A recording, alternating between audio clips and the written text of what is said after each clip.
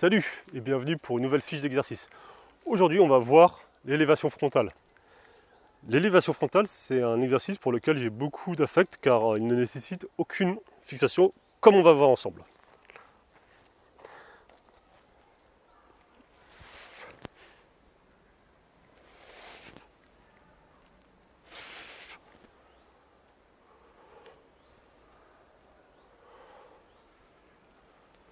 Vous avez vu, avec mon simple corps, je peux faire un exercice qui est déjà très demandeur avec une résistance très faible.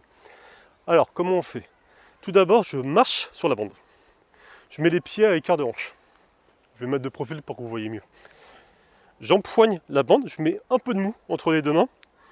Mes coudes sont quasi tendus et mes paumes sont face à face. Là, c'est le moment critique car il faut que je gaine les quadriceps en tendant les genoux, je serre les fesses, je serre les abdos et je maintiens le haut du dos. Et à partir de là, je vais amener les mains au niveau de mes épaules sans que les coudes ne se fléchissent. Donc, c'est les épaules et les pecs qui vont participer à l'effort. Et je reviens en contrôlant le retour. Alors, il n'y a pas beaucoup d'erreurs à faire sur cet exercice, mais les erreurs commises sont majeures. Donc la première, vous allez vous en douter, c'est de briser le gainage. Donc le débutant, il va avoir souvent tendance à prendre trop fort. Donc déjà, soyez malin, prenez léger sur cet exercice, ça travaillera très vite et très rapidement. Synonyme. Donc vous mettez les paumes face à face, coudes tendus, et en fait le débutant, il va tricher soit avec les lombaires, soit avec les hanches. Donc restez gainé, ne vous autorisez pas à bouger. Le regard doit fixer quelque chose au loin et ça ne doit pas du tout bouger. Seuls les bras se déplacent dans l'espace. La deuxième erreur, et ça peut être une remédiation, c'est pas forcément une erreur, c'est-à-dire que le débutant, en fait, quand il va monter, il va fléchir les coudes.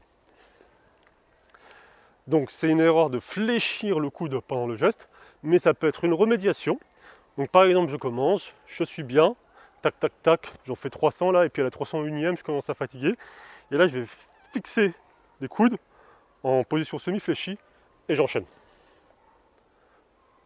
Ainsi, quand le coude est immobilisé et verrouillé dans une position, le biceps va participer de manière isométrique, mais c'est toujours les épaules et les pecs qui vont participer à l'effort et je peux continuer et finir ma série ainsi. Voilà les potes, vous avez vu, c'est pas bien compliqué, mais c'est un super exercice, ça nécessite une petite bande. Je l'aime beaucoup. En attendant, je vous fais des bisous et on se revoit une prochaine fois. Ciao!